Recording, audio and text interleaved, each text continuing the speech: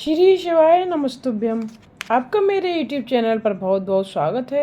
आज की कथा में हम विशेष रूप से शंखचूड़ की युद्ध यात्रा, देव दानव का युद्ध, भद्रकाली का युद्ध, तुलसी के शाप का वर्णन, हिरण्याक्ष का वध और अंधक की अंधता तथा शुक्र की मुक्ति की कथा का श्रवण करेंगे। अगर आपको आज की कथा समझ में ना आए तो आप मेरे चैनल पर जाकर कल की कथा का श्रवण कीजिएगा, जिससे आपको आज की कथा सरलता से समझ आएगी। सूत जी कहते हैं, ऋषि संत कुमार बोले। तब दूत के इन वचनों को सुनकर शंकर क्रोधित हो गए और उन्होंने अपने वीरभद्रादि गणों को बुलाकर दोनों कुमारों और भद्रकाली सहित शंखचूड़ से युद्ध कर उसका वध करने के लिए शीघ्र गमन की आज्ञा दी। स्वयं भी अपने वीरगणों एवं सैनिकों सहित प्रस्थान किया। सभी वीर शास्त्राधिक से युक्त शंकर के साथ चले। कार्तिकेय और गणेश जी सब सेना के अधिपति थे। आठों भैरव, आठों वसु, एकादश रुद्र और द्वादश सूर्य ये सभी बड़ी शीघ्रता से माँ शिव जी के साथ आए।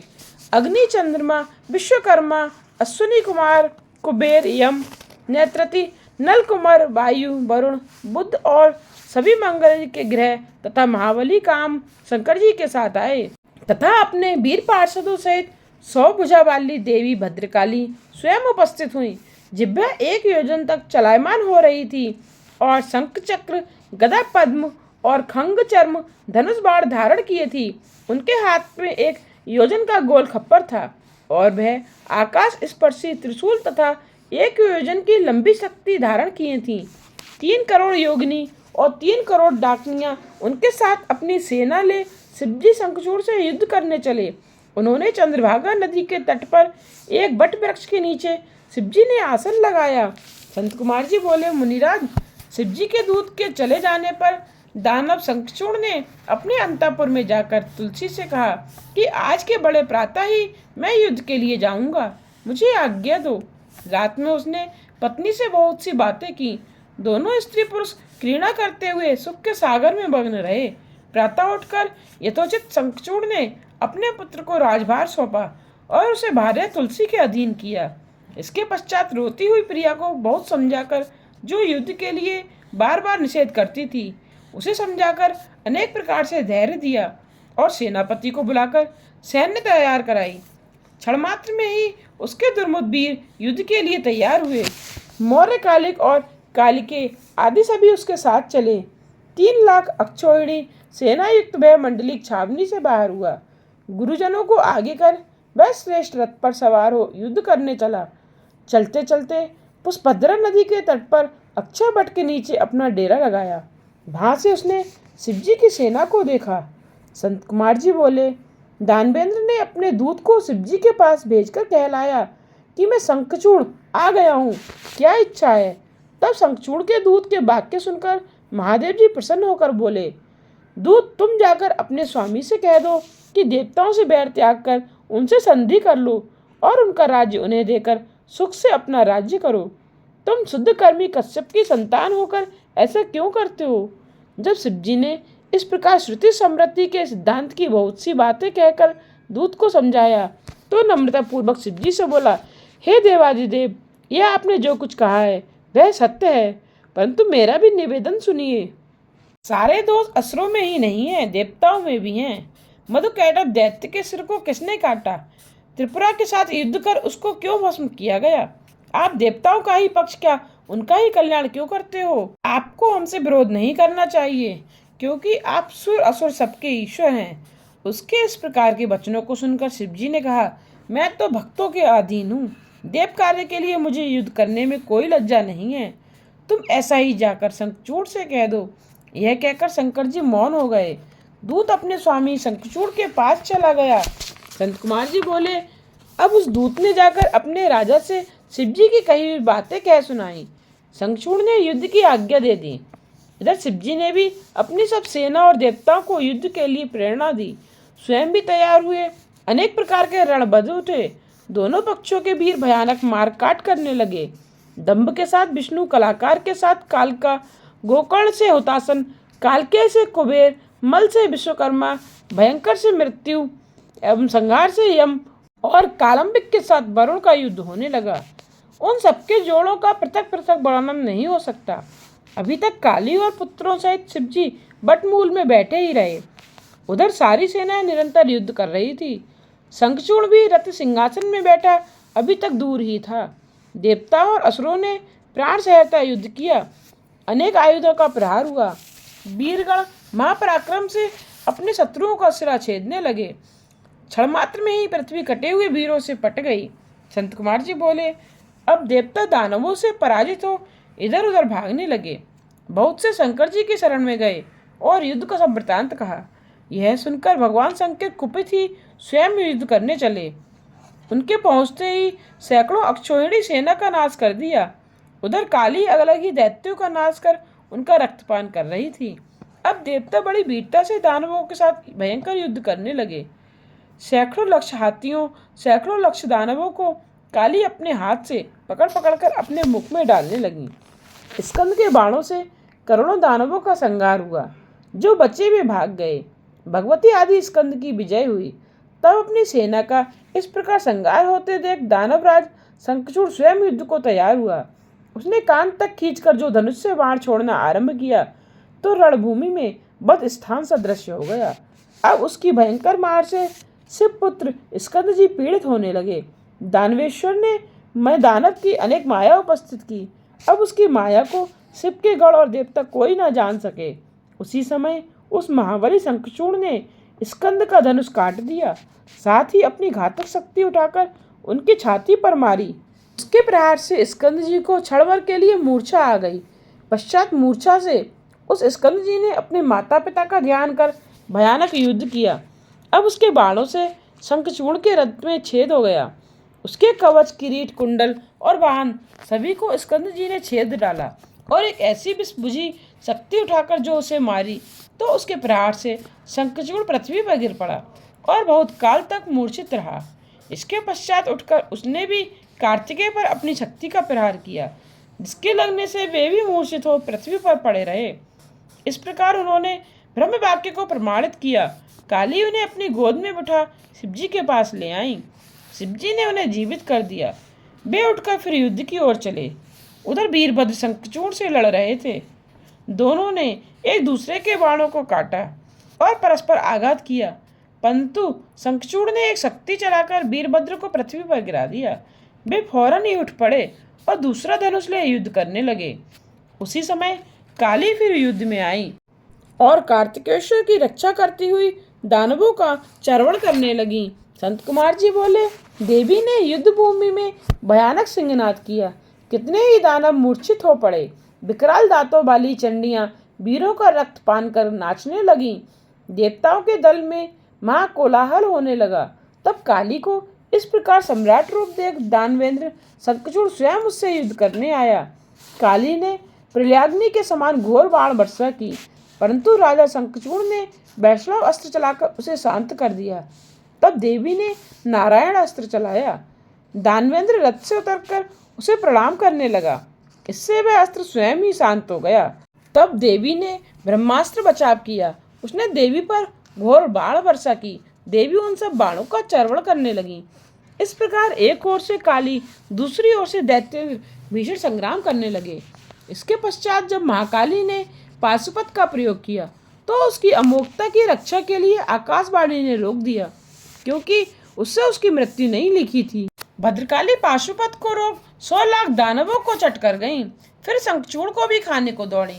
तब दानवेंद्र ने रुद्रास्त्र से उसका वेग रोका तथा और भी कई दिव्य अस्त्रों का प्रयोग किया, परंतु परम क्रुद्धा भगवती ने सब खंड खंड कर दिए। उसके चलाए हुए चक्रादि को वह लील गई। फिर बड़े वेग से उछलकर जो देवी ने उसे एक मुष्टि प्रहार किया तो दानवराज चक्कर खाकर पृथ्वी पर गिर पड़ा और क्षण भर के लिए उसे मूर्छा आ गई। इसके पश्चात उठकर देवी से भाव युद्ध करने लगा, परंतु माता की बुद्धि से भाव युद्ध नहीं किया। देवी ने उसे पकड़कर और बार बार घुमाकर बड़े क्रोध से ऊपर फेंक दिया। प्रतापी शंखचूड़ बड़े वेग से ऊपर कूद गया। फिर नीचे आ भद्रकाली को प्रणाम कर उनके आगे खड़ा हुआ। तत्पश्चात वह अपने रथ पर जा बैठा और भद्रकाली दानवों का रक्तपान करने लगी। उसी समय आकाशवाणी से यह बाणी हुई कि हे देवी, अभी समर में तुम्हें 1 लाख दानवों का रक्तपान करना है। तुम उन्हें शीघ्र भक्षण करो। और संग्राम में दानवराज के वध की इच्छा ना करो। भद्रकाली दानवों का रक्त पीने लगी। संत कुमार जी बोले, काली से ऐसा युद्ध सुन शिवजी अपने गढ़ों को साथ ले स्वयं युद्ध करने चले। जब वृषभ पर चढ़े महेश्वर युद्ध भूमि में जाकर खड़े हुए तो उन्हें देखकर शंखचूड़ ने रथ से उतरकर सिर झुकाकर उन्हें प्रणाम किया। फिर विमान पर चढ़कर चला और कवच पहन धनुष उठा युद्ध करने लगा। 100 वर्ष तक उसने शिवजी से युद्ध किया। महावीर शंखचूड़ ने बड़े ही दारुण बाण चलाए, परंतु शिवजी ने उन सबको काट गिराया। इसके पश्चात उन महारुद्र ने परम कुपित हो उनके अंगों में प्रहार किया। शंखचूड़ ने शिवजी के बरवाहन के सिर पर तलवार चलाई, परंतु इसके पहले शिवजी ने अपने पैर ने बाण मारकर उसकी ढाल तलवार दोनों को ही काट गिराया। तब दानव ने बड़े कोप से शिवजी पर प्रहार किया तथा उसने गदा चलाई। शिवजी ने उसकी गदा तोड़ दी। इतने में ही महाकाली वहां फिर आ पहुंची और अपना मुख फैलाकर बहुत से राक्षसों का नाश किया। अब इस प्रकार से दैत्य सेना का संहार हो गया। बचे बचाए वीर भाग गए। संत कुमार जी बोले, तब अपनी सेना के इस भीषण संहार को देखकर उस दानव ने बड़ा क्रोध किया और उसने महादेव पर अनेकों अस्त्रों का प्रहार किया। फिर अदृश्य हो माया से भय दिखाने लगा, जिसे देवताओं में से कोई भी ना समझ सका। परंतु अपनी कुछ भी परवाह ना कर शंकर जी उस पर अपने दिव्य प्रहार करने लगे। इससे तत्क्षण ही उसकी सारी माया नष्ट हो गई। तब महाबली महेश्वर ने उसके वध के लिए अपना भय त्रिशूल उठा लिया, जिसका सहन करना तेजस्वी के लिए कठिन था। फिर तो उसी समय आकाशवाणी हुई कि महेश्वर, अभी उस शूल को इस पर मत चलाओ। आप जैसे समर्थ के लिए शंखचूड़ को मारना क्या कठिन है। आप वेद मर्यादा का नाश ना करें। जब तक इसके पास विष्णु का उत्तम कवच और इसकी पतिव्रता स्त्री है, तब तक इसको ना तो जरा है और ना मृत्यु। इस प्रकार उस आकाशवाणी को सुनकर शिवजी ने वैसा ही किया और उस शूल को रोक रखा। फिर तो शिवजी की इच्छा से श्री विष्णु जी वहां आए और उन्होंने वृद्ध ब्राह्मण का वेश धारण कर शंखचूड़ से भेंट कर भिक्षा मांगी। शंखचूड़ ने पूछा, क्या चाहिए? इस पर उस वृद्ध ने कहा, मैं इस प्रकार नहीं मानूंगा, पहले आप प्रतिज्ञा कीजिए। शंखचूड़ ने प्रतिज्ञा की। ब्राह्मण ने कहा, मैं आपका कवच चाहता हूँ। दानवराज ने प्राणों से भी प्यारा कवच उस ब्राह्मण को दे दिया। फिर उसी रूप से वे उसकी स्त्री तुलसी के समीप पहुंचे। माया विशारद विष्णु ने देवताओं के कार्य के लिए उसके साथ भक्ति से विहार किया। फिर तो शिवजी को अवसर मिला। उन्होंने विजय नाम का एक प्रज्वलित शूल उठा शंखचूड़ पर चला दिया। उस शूल ने उसका संहार कर दिया। आकाश में दुंदुभी बजने लगी। शिवजी के ऊपर फूलों की वर्षा हुई और मुनिगण शिवजी की प्रशंसा करने लगे। शंखचूड़ राजा भी शाप से मुक्त हो अपने पूर्व रूप को प्राप्त हुआ। उनकी हड्डियों से एक प्रकार की शंख जाति पैदा हुई, जिसका जल शिवजी को छोड़ सभी पर चढ़ाना ग्राह्य है। विशेषतः विष्णु और लक्ष्मी को शंख का जल बहुत ही प्रिय है। उमा सहित नंदीश्वर पर चढ़कर स्कंद और शिवजी अपने लोक को गए और अंत में देवता भी स्वस्थता को प्राप्त हुए। व्यास जी बोले, मुने, विष्णु जी ने तुलसी जी में अपनी शक्ति का अधीन कैसे किया? संत कुमार जी बोले, देवताओं के कार्य करने वाले नारायण ने शंखचूड़ का रूप धारण करके रमण किया था। इस कार्य में शंकर और पार्वती की आज्ञा का पालन करना ध्येय था और आकाशवाणी से प्रेरित होकर ही विष्णु जी ने उसके कवच को ग्रहण किया। ब्राह्मण का रूप त्याग कर शंखचूड़ का रूप धारण करके वे शीघ्र ही तुलसी जी के पास पहुंचे। अपने स्वामी को आया देखकर तुलसी बहुत प्रसन्न हुई और पति के चरणों को धोकर प्रणाम करने लगी। फिर रत्न सिंहासन पर बैठकर मंगलाचार कराया और तांबूल दिया। साथ ही कृतज्ञता ज्ञापन करती हुई कटाक्ष सहित युद्ध का समाचार पूछने लगी। शंखचूड़ रूपी रमापति ने हंसकर अमृत सदृश वचनों में युद्ध का समाचार यह कहकर बतलाया कि ब्रह्मा जी ने हम में और शंकर में संधि करा दी है, इसलिए मैं अपने घर चला आया हूँ और शिवजी शिवलोक को चले गए हैं। ऐसा कहकर जगतपति ने शयन कर उसके साथ विहार भी किया। तब उनके श्रमण से भ्रम हुआ तो वह तर्क करने लगी। उसने विष्णु जी से पूछा, अरे तुम कौन हो? सत्य कहो, सत्य धर्म क्यों दूर किया? मैं तुम्हें शाप देती हूँ। तुलसी के शाप के भय से विष्णु जी ने अपनी सुंदर मूर्ति बना ली, परंतु तुलसी ने वह रूप देख चिन्हों से उसको विष्णु जाना और अपना पतिव्रत भंग हुआ जानकर क्रोध किया। तुलसी ने कहा, विष्णु, तुम में दया नहीं, तुम्हारा मन पाषाण के समान है।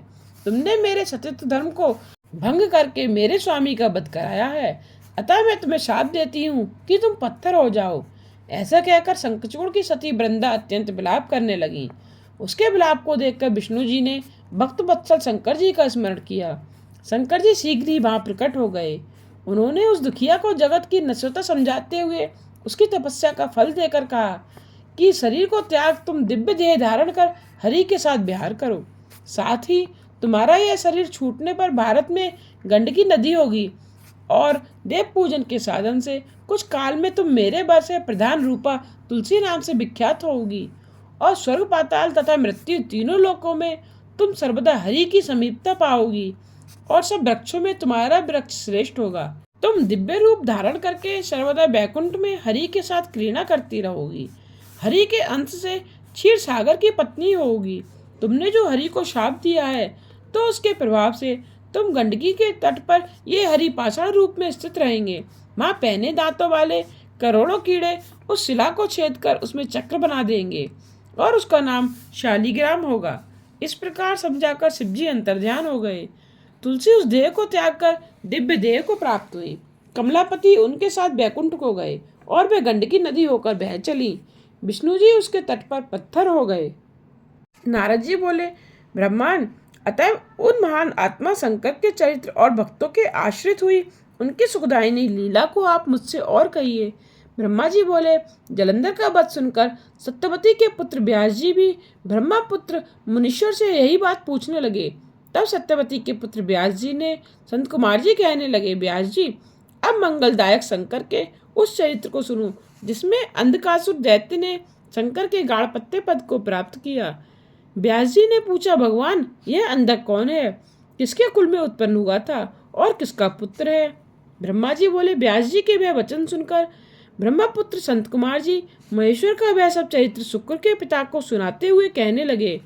संत कुमार जी बोले, एक समय देवताओं के चक्रवर्ती भक्तों पर कृपा करने वाले शंकर अपने गणों और पार्वती को साथ लेकर कैलाश से काशी में विहार करने और काशी को अपनी राजधानी बना वैभव नामक वीर को उसका रक्षक बनाकर पार्वती सहित मनुष्यों की सुखदायक लीला करने लगे। इसी प्रकार एक समय शंकर जी मंदराचल पर्वत पर भी जाकर जब पार्वती के साथ विहार करते रहे, तब उनके अनेक विहारों में जब पार्वती ने अपने कनक कमल से प्रभाव वाले हाथों से शंकर नेत्र बंद कर दिए तो क्षणभर के लिए चारों ओर अंधकार छा गया और महेश्वर का शरीर स्पर्श करने से पार्वती के दोनों नेत्रों में मद का जल निकलने लगा। पुनः एक बड़ा कराल मुख, भयंकर क्रोध परायण, एक अंधा विभुप जटाधारी कृष्णवर्ण विकृत तथा बहुत से रोमों वाला मनुष्य उत्पन्न हो नाचने गाने और हंसने लगा और घोर शब्द करने लगा तथा जीभ से चाटने लग गया। उसके दर्शन से गौरी को बहुत आश्चर्य हुआ और महेश से पूछा, यह घोर पुरुष कौन है? संत कुमार जी बोले, तब शंकर जी ने कुछ हंसते हुए कहा, हे आर्य, यह तुम्हारा पुत्र है जो तुम्हारे द्वारा मेरे नेत्रों को बंद करने पर मेरे माथे के पसीने से अभी कुछ क्षण पूर्व प्रकट हुआ है। यह सुनकर पार्वती जी ने करुणापूर्वक अनेक उपायों से उनकी रक्षा का विधान किया। उसी समय हिरण्यनेत्र नामक दैत्य अपने बड़े भाई की संतति वृद्धि देखकर पुत्र कामना से शंकर जी को प्रसन्न करने के लिए वन में तप करने गया। उसके तप से प्रसन्न होकर शंकर जी उसे वर देने गए। उसने कहा, मुझे वीर्यवान पुत्र दीजिए। शिवजी ने तथास्तु कहकर उसे पुत्र प्राप्ति का वर दिया और कहा, मेरा अंधक नामक पुत्र मेरे ही समान बलवान है, तू सारा दुख भूल उसी पुत्री को मुझसे मांग ले। उस दैत्य ने शिव पार्वती की प्रदक्षिणा कर उस पुत्र को प्राप्त किया। शिवजी अंतर्ध्यान हो अपने स्थान आए, हिरण्यनेत्र को साथ ले अपने घर चला गया। इसके पश्चात उसने देवता पृथ्वी तथा पातालवासियों को जीतकर अपने देश में मिला लिया। फिर तो दैत्यों के राजा हिरण्याक्ष के आतंक से देवता व्याकुल हो गए। उन्होंने सर्वात्मक यज्ञ में कराल बारह रूप प्रधान विष्णु जी की आराधना कर उन्हें पाताल भेजा। उन्होंने वहां जाकर अपनी घोर दाढ़ों के प्रहार से निशाचरों की सेना को मत कर सुदर्शन चक्र से हिरण्याक्ष का सिर काटकर उनके राज्य पर अंधक का अभिषेक किया। फिर अपनी कराल दाढ़ों से पृथ्वी को उठाकर जल पर स्थापित किया और सब देवताओं ने प्रसन्न होकर उनकी स्तुति की। 12 रूप भगवान अपने लोक चले गए। मुनि तथा अन्य जीव सुखी हो गए। व्यास जी बोले, संत कुमार जी, जब देवद्रोही दैत्य मर गया तब उसके बड़े भाई ने क्या किया? संत कुमार जी बोले, जब 12 रूपधारी विष्णु जी ने उसके भाई को मार दिया तो वह हिरण्यकशिपु क्रोध और शोक से युक्त हो भगवान से बैर करने लगा। उसने प्रजा को दुख देने के लिए कदन प्रिय वीर असुरों को आज्ञा दे दी। वे असुर अपने स्वामी की आज्ञा श्रोधार्य करने लगे, देवताओं प्रजाओं का दमन करने लगे। उनके आतंक से लोगों का नाश होने लगा। देवता स्वर्ग छोड़ पृथ्वी पर भाग आए। हिरण्यकशिपु अपने मरे हुए भाई को जल दान आदि दे उनकी संतानों आदि को सांत्वना देते हुए अपने को अजर अमर अजय और अप्रतिद्वंदी जानकर एक छत्र राज्य करने लगा। इसके पश्चात उसने मंदराचल की गुफा में जाकर एक अंगूठे के बल पर खड़े होकर भुजा उठाकर आकाश में दृष्टि बांध बड़ा ही घोर तप करना आरंभ कर दिया। इस काल में देवताओं ने असुरों को जीतकर अपने अधिकार में कर लिया।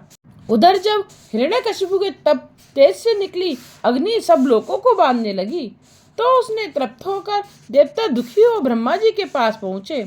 ब्रह्मा जी उसे वर देने गए। हिरण्यकशिपु ने कहा, मुझे कभी मृत्यु का भय ना हो और ना मैं किसी अस्त्र पास वज्र सूखा वृक्ष और गिरिंद्र से मर सकूं तथा जल और अग्नि भी मुझे ना मार सके। देवता दैत्य मुनि सिद्ध आपकी सृष्टि का कोई भी जीव ना मार सके और स्वर्ग ऊपर पृथ्वी नीचे दिन रात में कभी भी ना मर सकूं। संत कुमार जी कहते हैं, दैत्य के ऐसे वचन सुनकर ब्रह्मा जी ने प्रसन्न होकर तथास्तु कहकर उसे वह सभी वर देकर तब से उठा 40,000 वर्ष तक राज्य करने के लिए असुराधिप बना दिया। उसने राज्य पाकर उन्मत्त हो त्रिलोकी को नष्ट कर देना चाहा। देवता ने क्षीर सागर जाकर विष्णु जी से सारा दुख कहा। विष्णु जी नरसिंह रूप धारण कर उस दैत्य की नगरी में गए। प्रबल दैत्यों से युद्ध किया, उनको मारकर कितनों का संहार किया, फिर निर्धन इधर उधर घूमने लगे। पुत्र प्रहलाद ने अपने पिता से उस जगन्मय की बड़ी प्रशंसा की और कहा कि आप इनकी शरण जाइए। इस पर इस दैत्य ने पुत्र को दुरात्मा कहा और अपने वीर दैत्यों को नरसिंह जी को पकड़ लाने की आज्ञा दी, परंतु वे दैत्य उनके समीप जाते ही ऐसे दुग्ध हो गए जैसे अग्नि के समीप जाने से पतंग दुग्ध हो जाते हैं। उनके दुग्ध हो जाने से दैत्यराज स्वयं नरसिंह से युद्ध करने लगा। बड़ा युद्ध किया, परंतु नरसिंह जी के आगे उसकी एक न चली और उन्होंने उसको पकड़ अपनी जंघाओं पर रख उसके मर्म स्थानों को अपने नखों से विदीर्ण कर उसके सब अंग चूर चूर कर दिए। प्रहलाद को बुला उसके पिता के राज्य पर उसे अभिषिक्त कर दिया। सब देवता प्रसन्न हो गए। विष्णु जी अपने लोक को चले गए। संत कुमार जी बोले, एक समय बिहार में तत्पर हिरण्याक्ष पुत्र अंधक से उनके भाइयों ने हंसी करते हुए कहा कि अब तुम्हारा राज्य से क्या प्रयोजन है? तुम्हारा पिता हिरण्याक्ष तो मूर्ख था, जिसने शिव जी की तपस्या से तुम्हारे जैसे नेत्रहीन और विकृत रूप वाले पुत्र को प्राप्त किया। तुम राज्य पाने योग्य कदापि नहीं हो सकते। भला कहीं दूसरे से उत्पन्न हुआ पुत्र भी राज्य में भाग्य पा सकता है? संत कुमार जी कहते हैं, जब उन भाइयों ने इस प्रकार की बातें कही तो सुनकर अंधक ने स्वयं अपनी बुद्धि से विचार किया और दीन हो अनेक वचनों से उन सबको शांत कर रात्रि में निर्जन वन में तप करने चला गया। वहां जाकर उसने 10,000 वर्ष तक मंत्र जपते हुए घोर तप किया और जब इतने पर भी कुछ परिणाम ना निकला तब अपने उस शरीर को अग्नि में जला देना चाहा। यह जानकर देवताओं को बड़ा भय और आश्चर्य हुआ। उन्होंने ब्रह्मा जी के पास जाकर उनकी बड़ी स्तुति की तो ब्रह्मा जी उसे वर देने गए और कहा, दानव, मैं तुझ पर प्रसन्न हूँ, चाहे जो वर मांग ले। उसने कहा, मेरे निष्ठुर भाइयों ने मेरा राज्य छीन लिया है, अतः वे प्रहलाद आदि सब मेरे भृत्य हो जावें और कोई मुझे मार न सके, चाहे वे देवता गंधर्व यक्ष जिन्न किन्नर और मनुष्य तथा नारायण और सर्वमय शंकर ही क्यों ना हो। तब उसकी ऐसी दारुण बाणी सुनकर ब्रह्मा जी को बड़ी शंका हो गई और उन्होंने कहा, ऐसा नहीं हो सकता, तुम दूसरा वर मांगो। तब उसने कहा, उक्त कहे हुए सब वर तो मुझे प्राप्त हो गए ही, परंतु शंकर को छोड़ मुझे और कोई ना मार सके। अब ब्रह्मा जी ने तथास्तु कह दिया। ब्रह्मा जी ने ऐसा कहते ही वह स्वस्थ हो गया और तपासन से उठ अपने घर आया। प्रहलाद आदि सभी दैत्य उसके भृत्य हो गए। उसने ब्रह्म वरदान से सब देवताओं को जीतकर बस में कर लिया। वह बदान दुष्टों का साथ करने लगा। करोड़ों वर्ष तक उसने वेद गुरु ब्राह्मण और देव विरोधी पर राज्य किया। धन की मदानता ने उसे कुमार्गी बना दिया। तब एक समय वह अपनी सेना ले मंदराचल पर्वत पर गया तो वहां की स्वर्णमयी शोभा से आकृष्ट हो उसने अपनी यह इच्छा भी पूर्ण कर ली। फिर वहां पर कुछ दिनों तक उसके मंत्रियों ने आकर उससे वहां स्थित एक सुंदर स्त्री का परिचय सुनाया और कहा कि वह परम सुंदरी और परम तपस्विनी भी है तथा उसके पास जटाजूटधारी त्रिशूलधारी एक पुरुष भी बैठा है। उसके समीप में ही एक वृक्ष से बना हुआ वहां एक सुंदर वृषभ भी है। इस प्रकार उनने उसे महेश्वर और उनकी भार्या का परिचय दिया था। यह भी कहा कि आप चलकर उन्हें देख लीजिए। उसने कहा, नहीं, मैं उन्हें देखने क्या जाऊं, तुम सब मेरे मंत्री ही हो। यह सुन उसके दुर्योधन, वैदव और हस्ती नामक मंत्रियों ने मंदिर की गुफा में बैठे हुए शिवजी के पास जा उनके रूप आदि के अनेक प्रकार से हास्य करते हुए उनकी प्रिय भार्या जगत माता को दैत्य के लिए मांगना आरंभ कर दिया। तब उसे सुनकर शिवजी हंसने लगे। फिर कहा, अरे दुष्टों, तुम सब मुझसे ऐसा क्या चाहते हो? मैं चराचर का स्वामी यहाँ गुप्त रहकर अपना एक पाशुपत व्रत समाप्त कर रहा हूँ। यह सर्वव्यापिनी सिद्ध रूपा मेरी स्त्री है। इसमें सब कुछ सहन करने की योग्यता है। जो उचित हो इसी से मांग। ऐसा कह तपस्वी वेशधारी शिवजी चुप हो गए। इसके पश्चात वे दूत अंधक के पास लौट आए और जो कुछ शिवजी ने कहा था वह सब कह सुनाया तथा और भी बहुत सी बातें बड़ा चढ़ाकर सबने कही। उसे सुन वह मूढ़ बुद्धि दैत्य क्रोध से जल उठा और देव की प्रतिकूलता से काम बेहलो स्वयं ही वहां जाने को खड़ा हुआ। संत कुमार जी बोले, तब वह मदिरा पान कर प्रतापी अंधक अपनी सेना को ले वहां चला जहां शिव के वीरों ने गुफा का मार्ग अवरुद्ध कर रखा था। परंतु उनके गढ़ों को मार खाता और शरीर से पीड़ित होता हुआ भी कामाग्नि से प्रग्ध अंधक आगे बढ़ा। शिवजी के गढ़ों ने उसे मारते पीटते रोककर उसका परिचय और आगमन का कारण पूछा। उसने अपना अभिप्राय भी बताया, परंतु आगे बढ़ना ही चाहता था कि शिवजी के गढ़ों ने उसे मारकर भगा दिया। उसके प्रबल वीर दैत्यों में विरोचन, बलि, बाणासुर, सहस्त्रबाहु और प्रहलाद आदि ने भी उसकी ओर से युद्ध किया, किंतु वे सभी तथा और भी सवर और वृषभ आदिकों को शिवजी के गढ़ों ने मार मार कर भगा दिया। उस समय भी भयानक युद्ध हुआ। इस कांड से शिवजी को किंचित खेद हुआ और उन्होंने पार्वती से कहा, देखो, यह संसार की क्या विलक्षणता है कि स्त्री के प्रसंग से कभी कभी स्वजनों तथा अपनों से भी उस प्रकार युद्ध करना पड़ता है। कहाँ तो मैं यहाँ यह पशुपति व्रत पूर्ण करने आया था और कहाँ दूसरा ही व्रत पूर्ण हो गया। इसलिए अब मैं एक दूसरा ही घोर व्रत करूँगा। आओ किसी दूसरे वन में चलें। पार्वती से ऐसा कहते हुए शंकर जी वहां से उठकर दूसरे वन में चले गए। वहां जाकर उन्होंने फिर पाशुपति व्रत को आरंभ किया, जिसको हजारों वर्ष तक भी देवता दानव करने में समर्थ नहीं होते। इस प्रकार पार्वती उनके साथ नहीं थी और शंकर की प्रतिज्ञा में वे मंदराचल पर्वत पर ही स्थिर रहीं। इस अवधि में शंकर जी बिना अपने एकाकीपन से पार्वती को बड़ा कष्ट प्राप्त हुआ। बीरक पुत्र उनकी रक्षा करता रहा। उसी समय एक दिन काम पीड़ित अंधक पार्वती की गुफा में प्रविष्ट हो गया। बीरक उससे युद्ध करने लगा। 505 रात दिन उसने खाना पीना और निद्रा त्याग ससैन्य बीरक के साथ युद्ध किया। शस्त्रों का भयानक प्रयोग हुआ। संपूर्ण दैत्यों ने बीरक को घेर लिया। उसका निकलना कठिन हो गया। उस पर संकट आया देख गुफा में बैठी हुई पार्वती ने अपनी सखियों के साथ एकाग्रचित्त से ब्रह्मा, विष्णु सहित इंद्रादि सभी देवताओं और वीरों का जो स्मरण किया तो देवताओं की समस्त सेना स्त्री वेश में शीघ्र ही उपस्थित हो गई। वे सभी देवता उसके सहायक सैनिक स्त्री वेश में गुफा के भीतर प्रवेश कर पार्वती के पास जा बैठे। कारण राजाओं के अंतःपुर में कभी कोई पुरुष नहीं जा सकता। निदान उन स्त्रियों ने समर में विजय पाने वाले भेरी और शंख के युद्ध बाद बजाए। उन वादों को सुनकर पार्वती का गढ़ बीरक, जो उस समय युद्ध में मूर्छित हो पड़ा था, सचेष्टा उठा और महारथियों के शस्त्रों को ग्रहण कर उन्हीं के शस्त्रों से उन्हें मारने लगा।